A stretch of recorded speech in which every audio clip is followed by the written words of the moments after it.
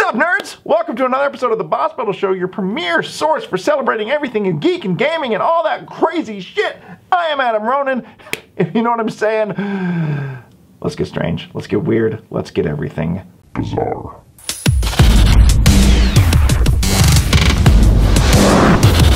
Alright guys, now we're just going to jump right into the topic, but first things first, we're breaking everything up, we're improving the Boss Battle Show. Every time we do it, we're making it a little bit better, and now we're going to start introducing segments into the Boss Battle Show. So we're going to make it more of just a cohesive, excellent place to observe your daily dose of geek, and by daily I mean weekly. So let's just jump right into the Week in Geek. Roll that bumper. So there wasn't a whole lot that's happened in the last week, but there's a couple things that I really want to dig into that I'm actually pretty excited about. So let's rewind back to July of 2016, a couple years ago, when Pokemon Go finally unsheathed itself onto the world and everyone just fell flat on their asses and they were just playing it until their faces fell off and melted into their phones. And that includes us here at R24. We really bought into the hype because millions of people started playing Pokemon Go, which was if you never played it and you lived under the rock, it was an augmented reality experience where you hunted the little fucking digital Pokemon creatures all over the world, captured them in your balls, and despite it being a decently buggy piece of shit when it launched, it captured the hearts of millions of people around the United States and all over the world. We all played it pretty heavily within the first couple months before it all died off. Now, I haven't played it since, but I've heard they've made several updates and it's a pretty cohesive experience to have a good time with. I'm not super well versed in it now, but I did play it quite a bit when it came out. It was actually my first foray into the Pokemon world. Now, I haven't played it since, but I always loved the concept that it introduced, especially with now how augmented reality is starting to take off in the markets of iOS and everything, and how Apple's really just latched on with ARKit. I've kind of been waiting for a new experience to come out, and they just announced just last week from developers Next Stage and publishers 433 Inc. that they're doing a new game called Ghostbusters World that is basically going to follow the same type of business model and gaming model of Pokemon Go. However, it is themed after Ghostbusters. So in this game, and they've released a short teaser, there's not a lot of details on it, but essentially you and your friends will be hunting all over the world for ghosts that are going to span all through all the movies, the comic books, the video games, the cartoons, and all the TV shows. You'll be hunting ghosts in an augmented reality setting, capturing them in your with your proton packs and stuff with your friends.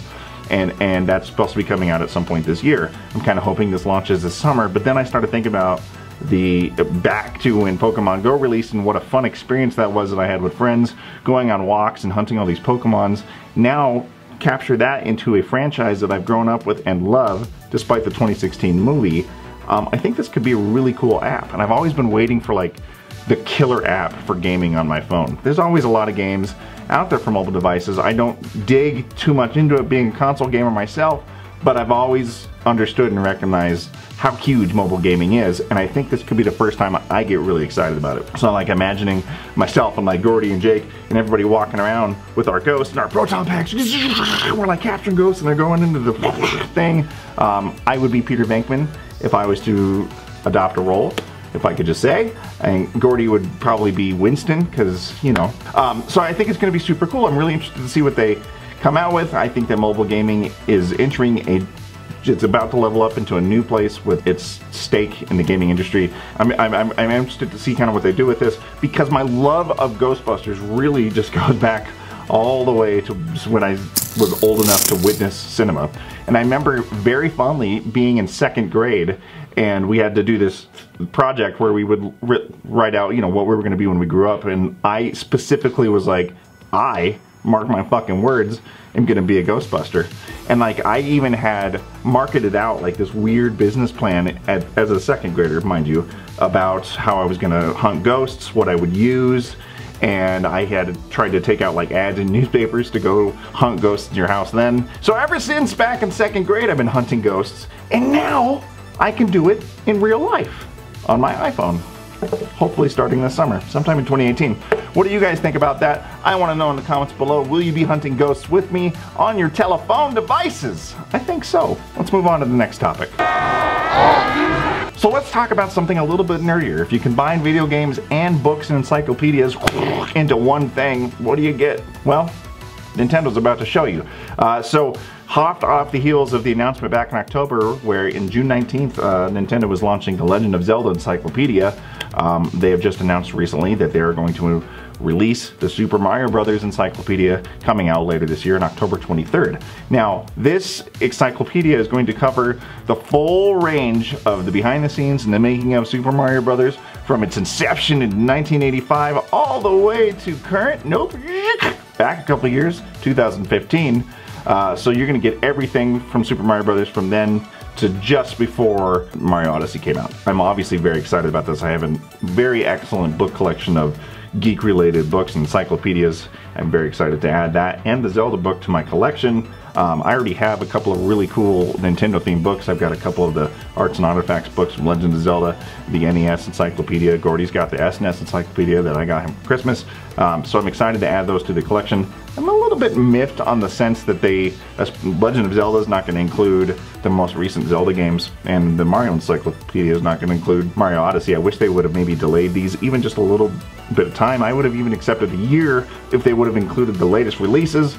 But it's an official Nintendo product, and I'm really excited to dig in page by page and kind of see what we've got going on for the history and learn some new facts about the creation of some of the greatest games from one of the greatest companies on Earth. So that's just a little quick hint of what's coming out that I'm excited about. I know you guys are able to read, so will you be picking these up? Let me know in the comments below. Let's discuss about your book collections. Now, let's move on to another segment that I'm calling 120 Seconds and Awesome, where we're going to put 2 minutes on the clock and cover something near and dear each time this segment airs. This time, we're putting, that's 2 minutes for you, 2 minutes on the clock, and we're going to talk about what happened at Toyfair 2018. Let's go. Since we're on the subject of Ghostbusters, who are you gonna call? You're gonna call Diamond Select Toys for their new reveals of the real Ghostbusters line based on the 1986 cartoon. We've got Egon, we've got Venkman, we've got Winston, we've got Ray, and various versions of Slimer coming to scare the shit out of you. God, I love Diamond Select Toys. But nobody does horror better than NECA. Hey, Georgie, you want a balloon? They've got two amazing versions of Pennywise coming, one from the 1990s miniseries, and an excellent version of Bill Skarsgård's version of Pennywise, who was my personal favorite. They've also got some awesome versions of Freddy coming, a sweet figure of Laura from American Gods that airs on Stars, and some Ninja Turtles and so much more. Speaking of it, I think we need to squeeze in a quick conversation about Funko, who in my opinion are killing the action figure game lately, because they have revealed that they're coming out with 3 3/4 inch versions of the It figures, 3 3/4 inch versions of the Ready Player One figures, which, come on, that movie looks fucking sick, as well as the Savage World line, which I'm in love with from the Mortal Kombat figures. Well, they're doing Savage World versions of horror, making them look like superheroes, as well as Thundercats. Jesus Christ, not to mention the pops that are coming out your asshole in 2018. Quick shout out to Super 7 Toys, who are continuing their excellence in the He-Man Classics line, the oh-so-perfect reaction line, and the relaunch of the muscle figures that I just loved so much from when I was a kid. These motherfuckers are speaking to my heart. I would also be remiss if I didn't just talk about Mattel bringing out a piece of history with their huge new T-Rex figure that is very reminiscent of the JP toys from the 90s. A must-have for any dino fan. Collecting finds a way.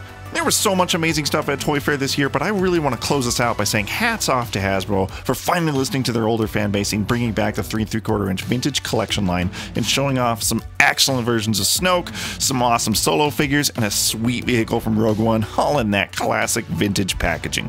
You can't go wrong, and I can't wait for these figures to launch in a couple months here in spring of 2018. Toy Fair 2018, out! Alright guys, so that wraps up this week's episode of the Boss Battle Show. But yeah, so there's, a couple segments we're doing. Week in Geek will cover all the stuff that's kind of happened in the previous wrap-up week of Gaming and Geek. This week's additional segment was 120 Seconds of Awesome, where we put 2 minutes on the clock and cover something awesome. And then, of course, you remember Rad Shit? Well, that will come back as a separate segment, kind of like we did where with the Toy Haul. That will then start covering, this week's Rad Shit. We'll focus on stuff we've just purchased, all these big purchases and cool stuff we're collecting, as well as community stuff. It's going to be super cool there.